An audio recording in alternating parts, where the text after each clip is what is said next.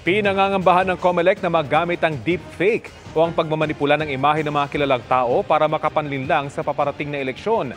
Dahil dyan, dapat umanong matukoy kung anong aspeto ng artificial intelligence ang dapat ipagbawal. Nakatutok si Ian Cruz.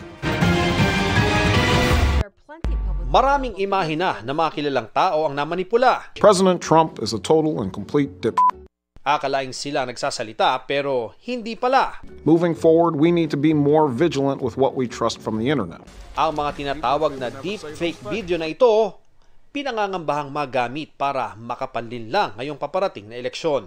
Kaya si COMELEC Chairman George Garcia sumulat na sa COMELEC Unbank para talakayin ang ukol sa paggamit ng artificial intelligence at deepfakes ngayong eleksyon. Sa kampanya, kinakailangan makatotohanan. Yun nga yung ating purpose. Paano mo liligawan ng mga mamamayan na pag magpapakatotoo ka kung gagamit ka ng iba't ibang pamamaraan na hindi pala ikaw yun?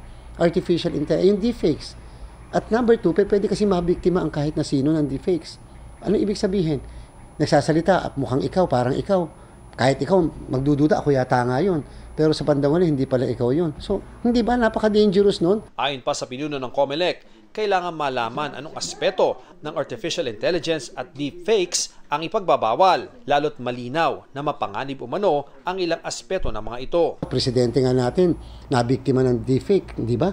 May mga kumalat na ganyan, yung pala, hindi naman pala siya. Sa ordinaryong tao, kahit nga medyo yung mga professional na, hindi mo nga makikita kung fake na yung tao o yung nagsasalita, yung tinatawag na deepfake. So, how much more sa ordinaryong mga mamamayan? Bukod sa AI at deepfake, binabantayan din ng COMELEC ang mga sindikato o individual na nag-aalok na kayang manipulahin ang magiging resulta ng eleksyon at kayang magpanalo ng kandidato. Madami nakakarating na report sa akin, may mga tumatawag pa. Naglipa na po yung mga sindikato. Uulitin ko po, yung mga sindikato nag-aalok na kaya nila kayong panalunin, hindi kaya pong dayain ang ating pong sistema, ang ating pong makina.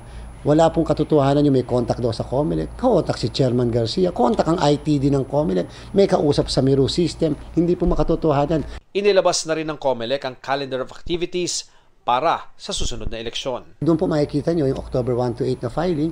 No substitution after October 8. Pwede mag-substitute mula October 1 to 8. Yung po yung filing ng candidacy po natin. At naandun na rin po yung kung kailan start na election period, kailan mag-start ang gun ban, at iba pang mga prohibition. So again, expect po ng mga kababayan natin na hanggang bukas, hanggang mamaya po, ilalabas na po ng COMELEC. Para sa GMA Integrated News, Ian Cruz, Nakatutok, 24 Oras.